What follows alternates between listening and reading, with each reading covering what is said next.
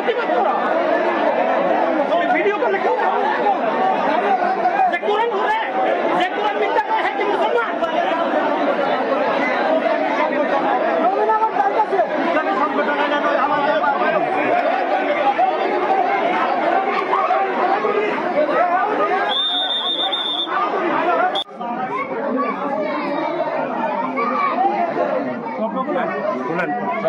খুলেন ছুরি।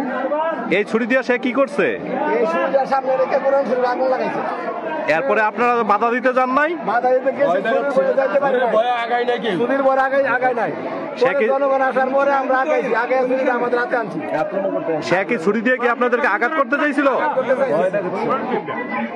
এখন সে জুম্মার নামাজের পরে সে কোরআন শরীফের মধ্যে আগুন লাগাইছে। জুম্মার নামাজ আমরা মসজিদে পড়তেছি, আমাদের উস্তাদের খানা আনতে দুজন ছাত্র আসছে, গেট খুলছে। সেই সময় ওরা ছোট ছোট ছাত্ররা আসছে, ওরাদেরকে এই ছুরির ভয় দেখে ভিতরে ঢুকছে, গেটের তালা খুলছে খানা আনতে বাটি আনার জন্য। তো সেই সময় ভিতর থেকে কোরআন শরীফ এনেছিলা, এখানে মাঠের মাঝখানে এনেছিলা, কতগুলা লাথি মাইরেছিলা, আস্তর মেরেছিলা, তারপর আগুন লাগাই দিছে। তার এই ছুরিটা দাস তার কারণে আমরা কেউ আগাইতে পারিনি। তারপর জনগণ আসার পরে আমরা সবাই আগাইছি। পরে পানি দিয়ে কোরআন শরীফটা আমরা নিবেতে চেষ্টা করেছি। তারপরে তার অস্ত্রের কারণে কেউ আমরা তার কাছে যেতে পারি না, অস্ত্রের ভয় দেখাচ্ছে, এই অবস্থা। আপনি এই মাদ্রাসার কি? আমি দক্ষিণ মসজিদের ইমাম সাহেব। আমরা একটা মাদ্রাসার পাশের বাড়িতে একজন মুরব্বী লোক মারা গিয়েছেন, আমরা নামাজ পড়ে জানতে পারছি। ওনাকে আমরা দেখতে আসছি মৃত্যুবের থেকে এসে শুনতে পারছি যে মাদ্রাসার মধ্যে এই বাইজিদ কোরআন শরীফে আগুন দিয়েছে এবং অশ্লীল ভাষায় ছেলেপেলেদেরকে গালাগালি করতেছে, তার কাছে কেউ আসতে পারে না এবং ভয় দেখাচ্ছে অস্ত্র নিয়ে। তো তারপরে আমরা আসছি।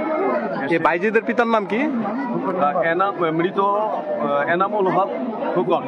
তার বাপ সাবেক মেম্বার ছিল, বেঁচে নাই, মারা গেছে। আচ্ছা, এটা কোন গ্রাম? এটা বাড়িখোলা ইউনিয়নের নাম? লাউর ফতুবির ইউনিয়ন, বাড়িখোলা ৯ নম্বর ওয়ার্ডের বাসিন্দা সে। এই মাদ্রাসার নাম কি? বাড়িখোলা বহুমুখী হাফিজিয়া মাদ্রাসা। আপনার নাম? মোহাম্মদ আলমগুর সাহেব।